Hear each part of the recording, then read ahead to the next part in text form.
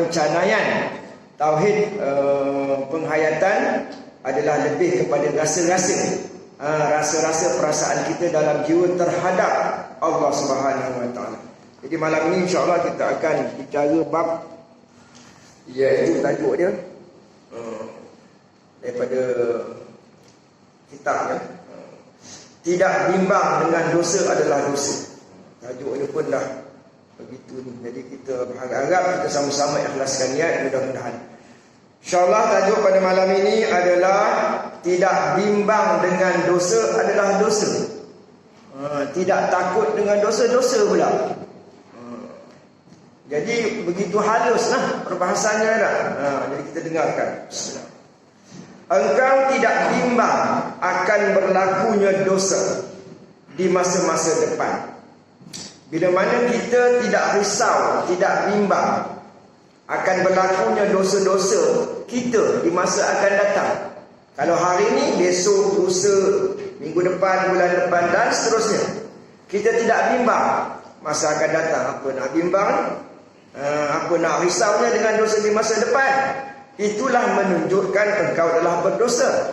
Ini mana satu buah fikiran yang baru lah. Satu kata-kata yang baru bagi sebahagian besar masyarakat.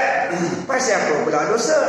Baru bimbang, tidak bimbang dengan berlakunya dosa di masa depan. Pasal apa kita berdosa? Kerana, ini jawapannya, kerana engkau yakin dengan diri engkau sendiri. Kita yakin dengan usaha kita, dengan warak kita, dengan takwa kita, dengan mujahadah kita, dengan ilmu yang ada pada kita, kita yakin kita boleh selamat daripada dosa-dosa yang akan datang. Bahawa kita ni akan selamat dengan dosa dan kesalahan. Yakni engkau dengan diri engkau itu sudah apa? Sudah tidak beradab lagi. Kita yakin engkau dengan diri engkau itu. Rupanya yakin dengan diri ni tak boleh. Kalau orang putih kata we must have self-confidence. Kita kena ada yakin diri kita. Kita pun tak tahu apa nak berlaku pada diri kita akan datang besok lusa. Kita tak tahu sebenarnya. Jadi apabila kita menyatakan kita kena ada keyakinan diri dengan elok lah. Ini ada double mana, double meaning. Apabila kita yakin dengan sendiri, dengan makna kita bebas daripada dikontrol, daripada dikawal oleh Allah Subhanahu Wa Taala, itulah salah. Itulah yang diistilahkan sebagai syirik. Apabila kita yakin dengan diri kita boleh selamat dari dosa, walaupun kita baru bertaubat, walaupun kita baru semayang sunat, kita berzikir, kita baca Quran, kita selawat, kita yakin dengan diri kita, maka inilah namanya syirik. Ataupun kita sudah tidak beradab lagi dengan Tuhan. Banyak cerita-cerita, banyak kisah-kisah terjadi dalam hidup kita. Allah Subhanahu Wa Taala ini dia berkuasa membolakkan balikkan hati kita, hati yang baik ditukar. Kita cenderung kepada benda-benda yang tak elok. Dia Maha berkuasa. Apabila kita yakin dengan diri kita seolah-olah, dengar molek-molek, apabila kita yakin dengan diri kita bahawa kita boleh mengelak dosa, bermakna seolah-olah Tuhan itu tidak boleh kontrol, tidak boleh kawal, tidak boleh mentakdirkan sesuatu sebab kita ada usaha kita. Sebab kita ada ikhtiar kita. Ya, memang manusia ini dibekalkan dengan usaha, dibekalkan dengan ikhtiar, dibekalkan dengan amalan, dibekalkan dengan perbuatan, dengan tindakan, beserta atau dengan syarat kalau Tuhan izin. Ini bermakna keyakinan kita, pegangan kita, rasa kehambaan kita, rasa bertuhan kita kena sepenuhnya bersandar bukan kepada diri kita, bersandar kepada Allah Subhanahu Wa Taala bulat-bulat. Ini bermakna kita zero, maha zero. Ini maksudnya tauhid penghayatan. Nak ada rasa-rasa macam tu. Aku semalam dah puasa seminggu dah, tahajud pun tak tinggal, dah zikir ngaji Quran. Apa pula aku memang benci meluat betul dengan dosa ni. Pasal apa aku nak buat dosa? Maknanya dia yakin pada diri dia, dia yakin pada amalan dia.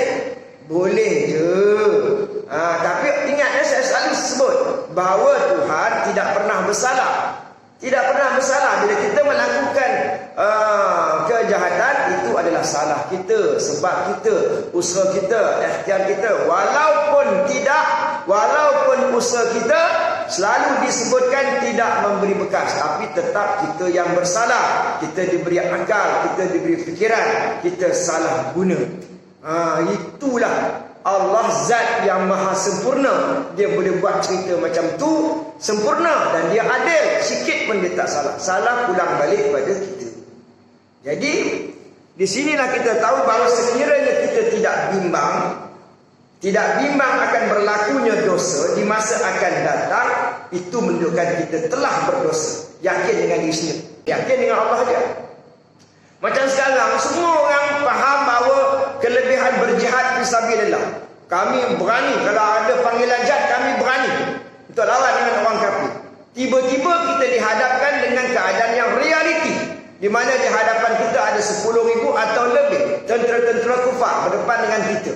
Siapa di antara kita, termasuk diri saya, yang berani mengesahkan bahawa kita berani berdepan dengan orang? Boleh jadi tak kita cabut lari? Boleh jadi tak? Boleh jadi atau tidak? Mana mungkinkah kita cabut lari? Tak mungkin, Ustaz. Kita dah belajar ilmu bab jihad. Buat apa kita takut kita cabut lari? Kita mati-mati syahid. Kita takkan lari punya. Boleh kata begitu. Itu nawaitu kita, itu kasad kita, itu azam kita. Tapi apa nak berlaku? 1/3 daripada tentera-tentera Al-Mahdi cabut lari. Tentera Imam Mahdi. Allahu Akbar. Jadi ujian dah. Jadi tentera Imam Mahdi pun ada ujian. Jadi sehingga ending yang kita tak tahu. Kita tak tahu lagi. Sahabat-sahabat sudah jumpa dengan Nabi, beriman dengan Nabi. Ada juga yang pertengahan jalan dia murtad. Agak-agak akhirnya mereka masuk Islam dan selamat. Azazil dah ceritakan banyak kali. 80,000 tahun ibadat, akhirnya dia kecundang juga. Subhanallah. Siapa kita? Kita nak pertahankan diri kita ni bersandar kepada apa? Nampak? Subhanallah. Sepatutnya engkau mengharapkan pemeliharaan dari Tuhan terhadap diri engkau. Sepatutnya. Mana logiknya? Mana rasionalnya? Mana justifikasinya? Kita yakin dengan diri kita lah. Kita dah beramal, dah zikir. Tidak buat apa zikir? Buat apa sembahyang? Buat apa tahajud? Buat apa sembahyang sunat duha? Itu semualah amalan kita. Jadi kita bersandar pada itulah. Bagi orang awam, orang biasa-biasa, fikiran dia macam ni. Tetapi bagi orang yang benar-benar beriman, benar-benar bertakwa, tidak begitu. Sebab itu kita ni senantiasa, bukan kadang-kadang, senantiasa duduk di makam apa? La haula wala, tidak ada daya. Nak bebas diri daripada tidak melakukan dosa, tak ada daya. Ini berlaku dalam hidup kita sebenarnya. Tuhan nak mengajar kita. Ya ke tak ya? Cuba kau tengok hidup kau. Kau nak mengelak dosa, buat juga.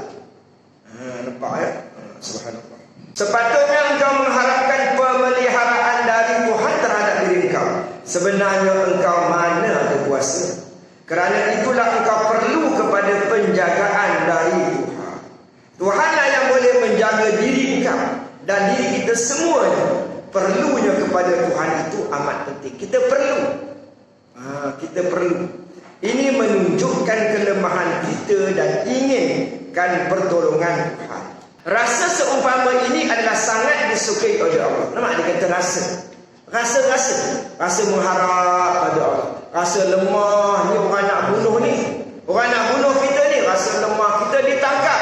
Rasa lemah, ya Allah. Aku hanya bersandar kepada Engkau, ya Allah. Jadi rasa lemah, rasa bergantung harap pada Allah itu mendatangkan pahala. Itu ilmu dia.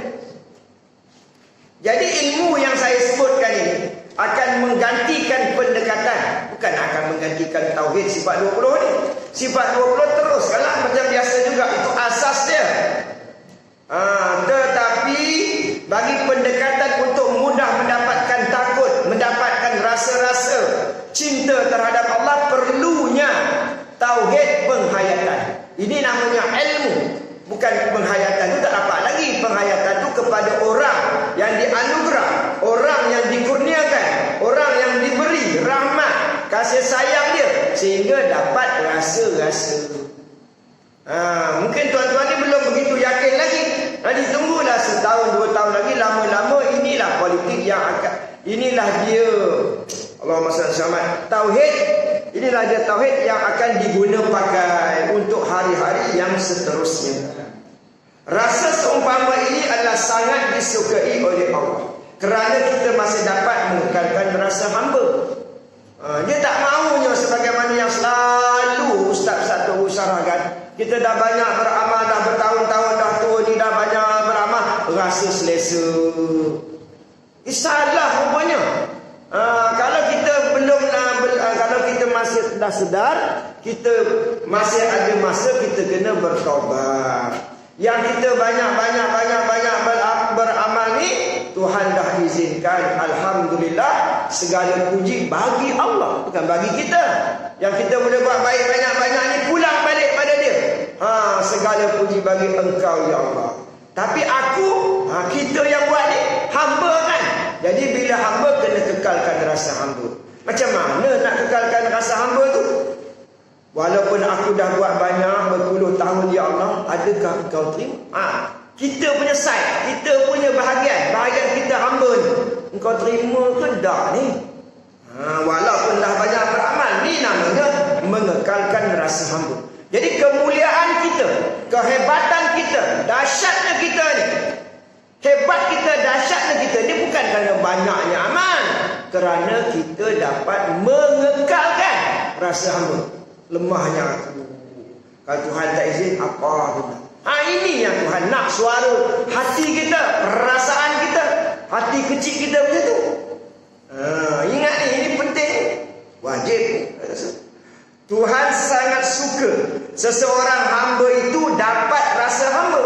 Seorang hamba itu dia tak boleh rasa aman. Ini mujaddid ni, ini bukan kata ustaz biasa. Ini bukan katanya da'i ke motivator, bukan. Ini kata mujaddid. Mujaddid ni akan bawa pendekatan tauhid ini kepada semua orang, sehingga akhirnya nanti yang dipentingkan pada zaman Islam nanti yang tulen tu ialah apa? Akhlak, kasih sayang, tauhid. Ini yang diambil kira, yang nak dilayakkan menjadi wali-wali akhir zaman. Ada wali akhir zaman ialah orang yang ada rasa-rasa macam ni. Habis dulu ustaz, kalau kami ni ada dosa banyak, salah banyak, aib banyak, itu tak apa. Itu kalau bila masa pun kita bertaubat dalam masa satu saat, satu hari, Tuhan yang maha pengasih, maha penyayang, dia boleh ampunkan. Itu tak ada hal. Jadi apa benda yang dianggap benda baru bagi orang awam, seorang hamba dia tak boleh rasa aman dan sepatutnya selalu bimbang jika terbuat dosa atau melakukan kesalahan. Dia tak boleh aman, tak boleh rasa aman, rasa selamat, berada di zon selesa sebab dah banyak amal. Dalam banyak-banyak amal kita ada tak salah-salah yang dulu-dulu? Ada lah, memanglah ada. Habis dah confirm ke, dah pasti ke dosa-dosa itu diampunkan? Mana dah tahu. Tapi yang pentingnya aku sekarang dah buat baik. Yang pentingnya sekarang aku dah tak terlibat dengan dosa. Itu kata kau, kata Allah. Kata Allah hak dia. Kata kita hamba ni hamba. Kekalkan rasa takut, rasa bimbang, rasa bersalah. Jadi sebagai hamba yang mukmin, dia selalu runsing pula dengan kelemahannya dan kecuaiannya. Bila-bila saja dia boleh melakukan kesalahan dan kesilapan. Pasal apa? Sebab diri dia bukan kawalan dia. Begitulah sifat orang mukmin. Dia tak pernah merasa aman sampai ke mati, tapi sangka baik dengan Allah, mengharap kesian belah dari Allah, minta ampun dari Allah. Itu pula macam tu ya. Macam tu apa? Macam itulah rasa-rasa hati seorang mukmin dalam qalbunya, dalam jiwanya, dalam perasaannya. Itulah juga disebut rasa bertuhan begitu tebal dan tajam. Dia mengharap selalu hidayah dan taufik dari Tuhan. Dia tidak merasa selamat tanpa Tuhan. Senantiasa ada rasa bertuhan. Ini penting. Kalau tidak, kita terputus-putus. Kadang-kadang kita rasa kita boleh tanpa bersandar dengan siapa.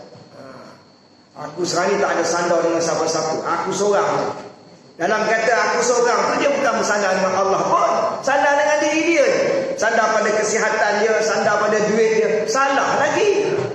Aku tak ada menyusahkan orang. Aku tak ada minta-minta dengan orang. Aku tak ada minta-minta dengan adik-beradik. Aku ada duit dah cukup. Aku ada betul kesihatan pun okey. Anak-anak aku ada cukup dah. Aku tak perlu mengharap pada orang. Tapi tidak.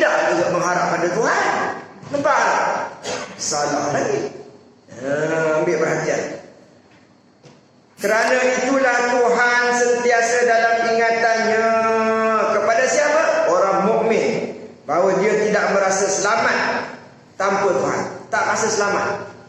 Satu saat pun dia takkan rasa selamat tanpa Tuhan. Habis kalau dah tanpa Tuhan, apa yang ada pada dia? Nafsu segala macam yang tak elok lah. Dia yakin Tuhan saja yang boleh menyelamatkan. Tak ada orang lain boleh selamatkan dia.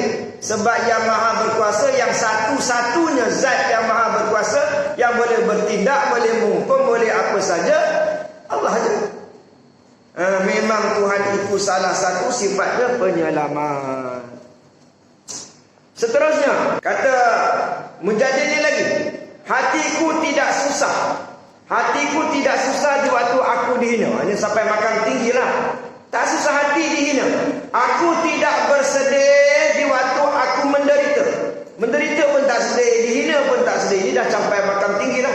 Kalau kita boleh macam ni, cantik lah, bagus lah, alhamdulillah. Aku tidak sedih di waktu aku disisih. Kita ada pengalaman ni. Pengalaman dihina, pengalaman derita, pengalaman disisih. Jiwaku tidak menderita ketika aku ditomah dan difitnah. Kita ada masa-masanya ditomah, difitnah. Tak apa. Kalau tak apalah. Maknanya hina, menderita, disisih, tomah, fitnah ini adalah ujian hidup. Tak apa. Bagi siapa? Bagi orang mukmin. Kalau bagi orang-orang biasa, mentang-mentanglah kita semayang, mentang-mentanglah kita kaki surau, mentang-mentanglah kita kaki masjid, mentang-mentanglah kita ini menuntut ilmu macam-macam kebaikan kita. Bukanlah kita ini jahat sangat. Dalam pada kita tak jahat sangat ni, orang hina kita, musahkan kita, zalimi kita, sisihkan kita, tomah kita, fitnah kita. Mau tak marah? Ini orang awam. Marahlah. Benganglah, tensionlah, nak lawan baliklah, pertahankan atas alasan ni marwah. Betul lah tu marwah dia. Tetapi cara lawan tak kena. Orang tu buat dosa, hina kita, kita hina dia balik. Orang tu menyusahkan kita, kita susahkan dia balik. Orang tu sisih kita, kita buat macam-macam. Orang tu tomah kita, fitnah kita buat macam-macam. Aku tahu, kata dia, semua itu pembersihan dosa. Mana kita dihina, derita, sisih, tomah, fitnah ni sebenarnya pembersihan dosa. Macam ibarat orang nak bagi 1 bilion. Macam fikir ni masa COVID-19 ni, ada pula orang nak bagi 1 bilion, dapat RM1 membayar 1 bilion orang nak bagi US dollar pula tu.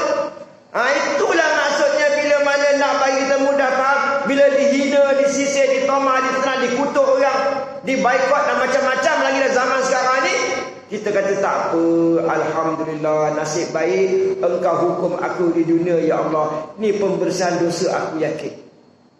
Sebenarnya orang nak bagi kita 1 bilion US dollar, sebenarnya nilai itu rendah, tak ada nilai pun, tak boleh disamakan dengan nilai pahala tadi.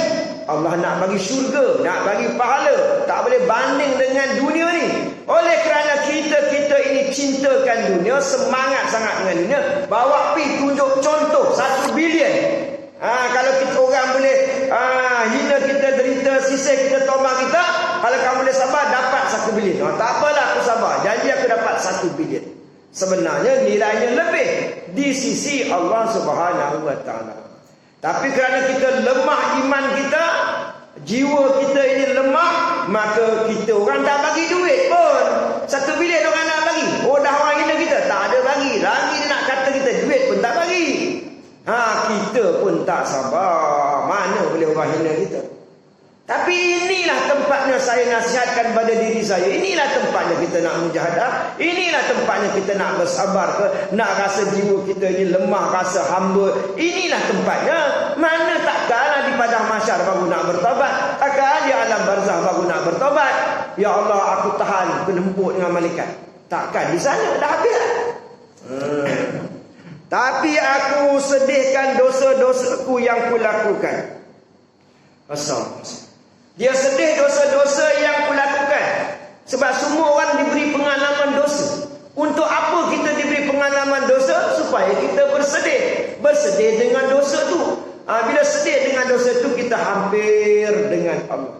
Lemahnya aku ya Allah, banyaknya dosaku.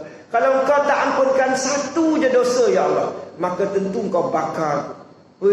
Tak tahanlah aku. Jadi bila tak tahan aku, dibawa contoh-contoh api dekat dunia ni. Ketika kita bakar sampah, ketika ketika kita tangan kena kuali, ketika kita pegang api, ketika cucur api rokok dan sebagainya. Macam-macam contoh dan macam-macam pengalaman yang kita dirasakan di dunia ini. Semata-mata mempunyai hikmah untuk tunjuk pada engkau. Ini api dunia engkau pun tak tahan. Begitulah sampai ketua tui. Kita mempunyai pengalaman itu. Pengalaman apa? Kena api panas, itu minyak panas, api panas, supaya dirasakan api neraka lagi panas. Itu pun kita ini tak serik-serik lagi. Subhanallah. Orang yang macam aku ini sudah pasti tidak terlepas daripadanya, iaitu daripada dosa yang aku sedihkan kesalahan aku dan kesilapan aku. Bahkan dosa-dosaku itu setiap hari memburu. Dosanya memburu. Apa makna dosa memburu? Pergi sana ada dosa, pergi sini ada dosa, makan minum dekat masjid, setengah sembahyang pun ada. Ada je kacau dosa tu. Ya ke nanti kalau ada masa kita baca ni. Tengah semayang haji Quran ada, masa semayang ada lagi. Dosa tu memburu kita. Macam-macam kita fikirkan, macam itu, macam ini, macam-macam. Aku takut pintu syurga tertutup bagiku, pintu neraka terbuka untuk aku. Aduh Tuhan, tidak ada erti kaya, kesenangan kalau dosa tak diampunkan. Ini orang yang sedar. Apa erti kaya? Kat bank penuh. Kat bank penuh. Kayanya, senangnya, banyak duit, banyak harta, segala nak apa, tak ada masalah dengan duit ni, tapi dosa tak diampunkan. Bagi orang yang tak beriman, aku peduli apa? Dosa tak diampun. Janji aku ada duit sekarang, aku terus sekarang. Duit aku mewah, aku nak belanja, nak apa semua mudah. Dosa tak saya kira, itu dosa kemudian dia cerita. Subhanallah. Ini orang yang tak ada iman. Tapi dia kata, apa arti kaya, apa arti senang, apa arti mewah kalau dosa tidak diampunkan? Itulah yang mengganggu aku selalu, wahai Tuhan. Jiwaku tidak tenang dibuat oleh dosa. Dosa-dosa itulah yang mengganggu fikiranku. Tuhan maafkan aku, Tuhan ampunkan aku. Nampak ayat dia cantik ni? Ini ada tiga yang saya ingat dalam kata-kata. Kalaupun bukan dengan rahmat, kalau bukan rahmat Allah, tapi dengan kemaafan. Kemaafan pun jadilah. Maknanya apa ya? Maknanya sekira-kira beginilah mafhum. Kita buat salah. Kita buat dosa maksiat. Jadi kita mintalah pengampunan dari Allah. Dan tentulah kita minta ampun dengan rahmatnya, kasih sayangnya. Tapi rahmat pun Tuhan tak bagi, kasih sayang pun dia tak bagi. Tapi tak apa, dengan kemaafan pun jadilah maaf, tak kena seksa. Kalau tuan-tuan tak maaf, ibarat macam ni, kita ada anak, ni mudah sikit. Anak kita ni guna motor kita ke kereta kita, dia pakai. Jadi sudahnya melanggar aksiden, marahlah kita. Hukum adatnya begitu. Akhirnya dia kata, minta maaf Pak, Man tak buat lagi, Man minta maaf. Tak, bapak takkan maaf. Kita pun merayu, yang anak sih merayu supaya dia dimaafkan. Dia tak maafkan. Dia nak reda kata tak apalah, ayah maafkan. Tak apalah. Kau jangan sedih, kau jangan nangis, ayah dah maafkan. Itu ibarat gambaran rahmat kasih sayang. Sekarang ni tak apa maafkan, tapi kau bukan anak aku, kau keluar dari rumah. Macam tu. Sekarang ni apa maafkan kesalahan kamu, tapi dengan syarat kau keluar daripada rumah ni, mulai daripada hari ni kau bukan anak aku lagi. Jadi dia maafkan tak? Jadi kalau bukan rahmat Allah Subhanahu Wa Taala, kemaafanmu pun jadilah ya Allah. Sebab segala-galanya daripada dia. Kalau dia tak maaf, nanya. Subhanallah. Yang terakhir, ada 1 minit lagi insya-Allah. Ya, yang terakhir insya-Allah. Dosa memburu di mana-mana. Tuhan dosa memburu di mana-mana sahaja. Ia memburu tidak kira masa dan tempat. Sasaran buruannya adalah manusia. Sebagai hamba-hamba, aku adalah salah seorang buruannya. Aku selalu saja menjadi mangsa dosa tadilah. Dosa ibarat semut berada di mana-mana dan setiap masa ada. Pasal apa dosa ibarat semut? Kadang tak nampak dalam jiwa, perasaan kita. Kita dalam hati kita mengherdik orang, sangka buruk dengan orang. Hati tu mengumpat orang, tak suka dengan orang, menyampah dengan orang. Kadang-kadang apa yang kita menyampah tak suka tu pun tak betul. Kita je rasa-rasa macam tu. Itulah maknanya dosa ibarat semut berada di mana-mana. Banyak dosa ni. Fikir dia yang buruk dah dosa dah. Alhamdulillah. Subhanallah. Siapalah yang dapat melarikan diri daripada buruannya? Tentulah kita berhajat kepada Tuhan. Dia segala-galanya. Kita mujahadah, menundukkan nafsu, boleh mengelak dosa dengan izin Allah pun harap dekat dia juga.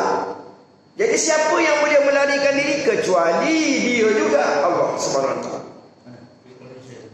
Kalau kita berhati-hati pun tidak dapat dielak daripada digigit semut. Dosalah. Betapalah kalau kita tidak pedulikan saja tempah dosa, cari dosa, usaha dosa, nak buat dosa, lebih-lebih lagi menjadi sasaran serangan. Yang lebih kerap, yang lebih lagi kerap berlaku. Aku sedih Tuhan, aku bimbang selalu, jiwaku tak tenang, gelisah selalu. Ini orang mukmin, gelisah dengan dosa, takut buat dosa, dosa yang lepas, dosa sekarang, dosa akan datang. Kita di akhir zaman ni, tak lama lagi boleh jadi saya pun tak mengajar sini, dah tak ada, dah meninggal dunia. Boleh jadi ada di antara tuan-tuan juga dah tak ada, meninggal dunia. Takut ke tak takut? Jangan kata tak takut. Subhanallah. Saya tak bimbang Ustaz. Saya 30 tahun, saya tanyalah dia orang kampung semua tahu saya kaki masjid. Subhanallah. Sebab itu selalu ada cerita dia kata, suami kamu ni ataupun anak kamu ni, selalu kita dengar cerita itu. Kenapa wajahnya bercahaya-cahaya? Mak ada pun cerita lah, anak saya ni biasa je, tapi ada satu amalan dia tak pernah tinggal macam tu. Kenapa suami kamu ni hitam masa ni? Apa amalan dia buat? Saya nampak dia ni semuanya dia tu bagus sebenarnya, bagus ini bagus. Ada satu amalan yang saya tak suka, yang dia selalu buat benda macam ni. Jadi kita ni tuan-tuan macam tu lah. Dalam kelebihan-kelebihan kita, dalam amalan-amalan kita yang begitu banyak, cuba cek. Ada tak perkara buruk yang kita buat? Ada tak perkara tu yang kita istiqamahkan, yang kita selalu tak boleh tinggal, susah nak tinggal dosa tu? Itulah menjadi kayu ukur. Kadang-kadang hitam kita. Kita nak surga tak? Tentulah nak. Siapa yang tak nak? Kalau kau nak, kau akan dapat ujian. Ujian apa? Bila mati nanti, muka kau macam bagi. Bila mati nanti, muka kau akan hitam sehitam-hitamnya. Sanggup tak? Malulah. Sebab saya beramal banyak, saya semayang malam, saya puasa sunat, saya itu, saya ini. Takkanlah mati saya, wajah saya hitam sampai orang ingat kehitaman wajah saya, sampai saya dibawa, dikebumikan di liang lahat, ditanamkan, dikebumikan. Malulah saya. Kamu nak surga ke tak nak? Naklah surga, tapi janganlah sampai ujian macam tu.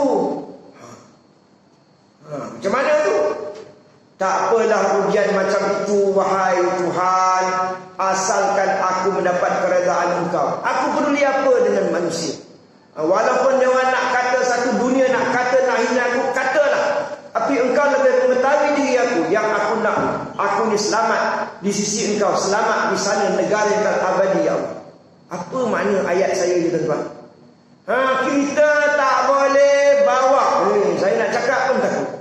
Kita tak boleh bawa apa tuan-tuan? Syirik khafi. Takut dengan manusia. Malu nanti orang kata apa? Syirik. Jadi sebab itu kita ini tak boleh rasa hebat. Tak boleh.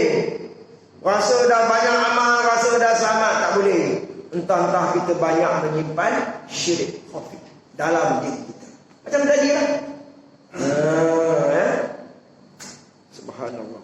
Kalau tuan-tuan faham tadi ayat saya tu, faham dalam tu. Jiwaku tidak tenang, gelisah selalu, bukan saja dosa-dosa menimpa aku di jalan, di pasar, Di jalan pun ada dosa, di pasar pun ada, di rumah pun ada, masjid pun berlaku juga. Dalam sembahyang pun dosa memburu aku. Ya, saya tanya tuan-tuan. Tak tahu kalau orang tak ada. Dalam kita sembahyang Isya ni bukan sekali punya Isya. Daripada balik dulu. Bukan sekali punya Maghrib, daripada balik dulu. Kita sembahyang angkat takbir, baca tengah, baca batal tengah, datang tak syaitan datang. Apa dia suruh kita fikir? Apa dia suruh kita yang kadang-kadang macam-macam? Betul tak? Ada ke tak pernah? Saya heran lah kalau tak pernah. Sebab saya pun diuji macam tu. Orang yang pakar tauhid, faham tauhid. Untuk pengetahuan tuan saya kongsikan. Kata tuan guru saya. Diuji dengan tauhid. Ya. Orang yang takut murtad diuji dengan selalu diuji supaya dia murtad. Itu maknanya kita kena kekalkan rasa hamba. Ya Allah, kalau kau tak selamatkan ni macam mana lah. Nabi pun macam tu, ya Allah, walaupun aku Nabi, engkau kata aku kekasih engkau, kalau bukan dengan taufik engkau, bukan kerana punya engkau, apa yang aku nak banggakan, apa yang aku boleh buat? Walaupun aku Nabi, aku Rasul, aku ada mukjizat, aku ni khatamul anbiya, aku ini penghulu pada semua Nabi-Nabi, aku yang terbaik di sisi engkau, apa aku boleh buat? Tak ada satu pun boleh buat kecuali dengan izin engkau. Ini nama rasa hamba. Penting tuan-tuan. Ini salah satu rahsia besar nak jadi tentera Imamul Mahdi. Saya bagi tahu selalu di mana-mana kuliah saya, ni zaman Imamul Mahdi. 5-6 tahun lagi ni zaman Imamul Mahdi. Artinya Imam Mahdi tak lama lagi nak datang. Sebab itu Yahudi ni dia suka faham, suka reti, suka tahu bahawa Imam Mahdi ni akan bangun bermula datangnya dari Nusantara. Antara Malaysia dan Indonesia ni, kita yang tengah baru duk cari lagi hadis sahih ke, hadis dhaif ke, maudhu' ke. Hari-hari website duk keluar, buku-buku keluar rahsia siapa dia ni, semenanjung emas ni, bangsa Melayu ni siapa, misterinya macam-macam dah keluar, macam-macam video dah keluar. Tuan-tuan dah ada anak cucu dah beli telefon yang canggih, buka YouTube, tulislah apa-apa. Imam Mahdi ke apa cerita dia akan keluar. Banyak bahasa Inggeris, bahasa Melayu, bahasa macam-macam bahasa ada. Jadi tidak lama lagi Imam Mahdi akan keluar dahsyat. Dia boleh scan seorang-seorangnya dosa. Bukan dia lebih hebat daripada Nabi. Nabi lebih hebat daripada dia, tak boleh dibanding. Tapi orang macam dia akhir zaman supaya orang tu cepat taubat. Tengok kita buat dosa, dia scan dosa kita, dia bagi tahu kamu ni gini. Kita pun merah muka kita, malu, kita taubat terus. Zaman yang penuh dengan karamah. Itu disebutkan Islam akan bangkit kali yang kedua. Cara karamah ni supaya orang takut, terkejut. Kalau tidak, kita ni depan tok guru pun kita rasa apa? Rasa okey, dia bukan tahu apa, dia bukan tahu dosa apa. Tak akan datang zaman kita sains dan teknologi, zaman moden ni, di ambang kiamat ini ada wali-wali besar, dia boleh scan kita, engkau siapa dia tahu. Sekian tarikh pun dia tahu. Demi Allah dan Rasul, jangan tak percaya. Bukan dia punya kuasa, bukan Imam Mahdi punya kuasa. Imam Mahdi bukan ada kuasa sebenarnya, tapi Allah yang izinkan. Wattaqullah, hendaklah kamu bertakwa kepada Allah. Wa yu'allimukumullah, dia akan ajar kamu malam ya'lam, apa yang kamu tak tahu dia akan ajar. Dia beritahu ni orang ni. Masa tu siapa-siapa pemimpin semua kecut perut. Itulah jadi orang-orang kafir tadi, dia pun duduk dalam negara Islam, dia pun akan akur hormat kepada pemimpin. Barulah jadi negara tu baldatun thayyibatun wa rabbun ghafur. Orang Islam semuanya takut, cinta kepada Allah. Orang-orang kafir pun sekalipun tak dapat hidayah, menjadi kafir zimmi yang baik dalam negara tersebut. Di dalam sembahyang pun dosa memburu aku waktu berpuasa, baca Quran, bercakap tentang ilmu, bahkan sedang memperkatakan tentang dosa pun terjatuh dalam dosa. Macam mana macam saya ni? Sedang memperkatakan tentang dosa, jatuh juga dalam dosa saya ni. Maknanya boleh jadi macam tu. Macam mana tu tak faham. Kita sedang cakap tentang dosa riak ke, dosa ini. Jadi dalam hati penceramah ni dia kata, biar orang tu anggap kita ni bersih tak dosa. Sebab kita menyampaikan ilmu tentang dosa, takkanlah penceramahnya ada dosa. Dia cakap tentang dosa, takkanlah dia tak tahu tu dosa. Itu ilmunya macam tu. Tetapi kadang-kadang dia mari, syaitan mari, iblis datang dalam 1 second atau zam. Dia rasa dalam diri penceramah tu rasa bagus. Dia rasa diri dia bagus. Aku nasihat orang tentang dosa, maknanya dia orang akan anggap aku ni tak berdosa. Aku pun rasa tak berdosa. Kena tipu. Di mana aku nak lari dari dosa Tuhan. Dosa ibarat semut berada di mana-mana dan berada di setiap masa. Kalau dalam semayang, kalau tak saya nanti semayang Isya. Sebelum semayang Isya tuan-tuan baca. Istighasah baca. Qul a'udzu birabbin nas, baca la haula wala, dan baca apa tuan-tuan nak baca. Sampailah 4 waktu Isya tu tumpu betul-betul sampai habis waktu Isya. Sampai bagi salam. Kemudian semua orang, mungkin ada lah, kita harap semua selamat termasuk saya. Tapi boleh jadi nak fikir ni, kalau tuan-tuan boleh nanti boleh rasakan ada gangguan juga, betul lah kata Ustaz. Tapi bukan mestinya tuan-tuan akan dapat ujian-ujian macam ni. Saya tak kata mesti. Itu terserahlah kepada macam mana Tuhan nak proses tuan-tuan. Nanti tuan-tuan boleh fikirkan, betul lah kata Ustaz. Ini pengalaman sendiri. Masa sembahyang pun iblis datang, syaitan datang. Sebab itu bukan makna bila baca qul a'udzu birabbin nas dan yang lain itu mana automatik dah syaitan tak ganggu. Bukan macam tu. Ambil perhatian. Di dalam majlis ilmu dosa tetap memburu aku. Dalam majlis ilmu kita nak belajar ni, dalam hati kita mengata-ngata kat ustaz yang mengajar tu. Kita hati kita syaitan bersama dengan kita, iblis bersama dengan kita, dia suruh kata dia kata ustaz ni labunya. Macam-macam lah. Begitulah tuan-tuan ya. Syaitan ganggu kita macam itu. Jangan dosa tu di mana-mana.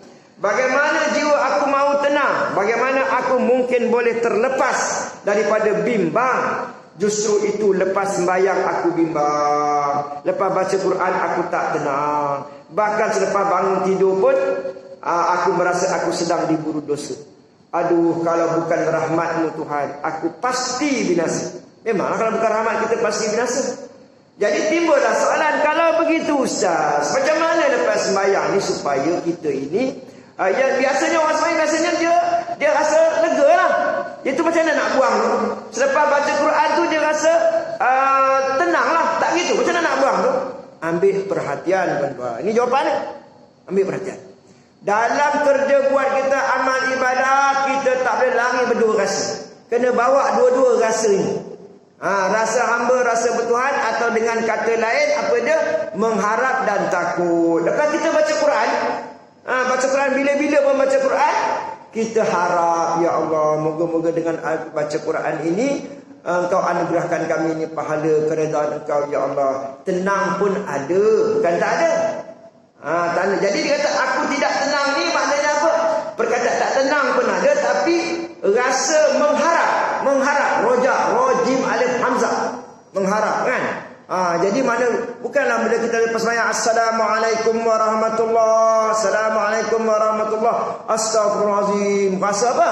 Rasa kita ni berdosa, rasa sembahyang ni tak sempurna, rasa Tuhan terima ke sembahyang kita ni, itu perlu ada. Tidaklah pula sampai kita ni dah bagi salam istighfar, sembahyang aku ni rasa tak sah, ni rasa tak betul, itu kena sembahyang lain lah. Maknanya kita mengharap supaya lepas sembahyang ni Tuhan terimalah. Itu makna kita, harapan kita kepada Allah. Dan takut-takut juga, takut kalau Tuhan tak terima. Jadi perasaan kita ni silih berganti. Makna kita tenang, lepas kita bawa kita tenang, tapi tidak menafikan takut. Ambil perhatian.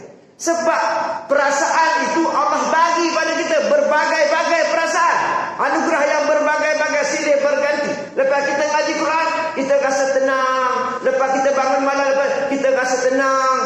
Itu betul tidak dinafikan, tetapi jangan sampai menafikan yang kita ini takut-takut kalau Tuhan tak terima. Apa hujahnya Ustaz? Hujahnya Nabi SAW bila mana anaknya wafat, anaknya mati, meninggal dunia, anak kecilnya lagi mati. Kenapa Nabi menangis? Patut Nabi tu dia reda lah. Dia reda semuanya urusan Tuhan, aku reda dengan kau. Dia paling reda. Kenapa Nabi nangis? Bahagian hakikat, semuanya perbuatan engkau nak ambil nyawa dia, hak engkau ya Allah. Bahagian syariat, aku bahagian syariat. Aku hamba, fitrah manusia, kena rasa sedih. Anak meninggal, takkan nak gelak. Maka dia pun sedih. Macam tu lah. Jadi kesimpulannya yang paling mudah tuan-tuan, insya-Allah, lepas kita buat baik, kita kena rasa apa? Harap sangat supaya kita tadi amal diterima dan takut juga. Jadi tenang, gembira, tetapi tidak menafikan ada dalam tenang itu bimbang kita ada. Itu Allah boleh buat. Dia bagi perasaan. Jangan gembira saja sampai tak takut. Jangan sampai takut sampai hilangkan rasa ceria kita. Wallah.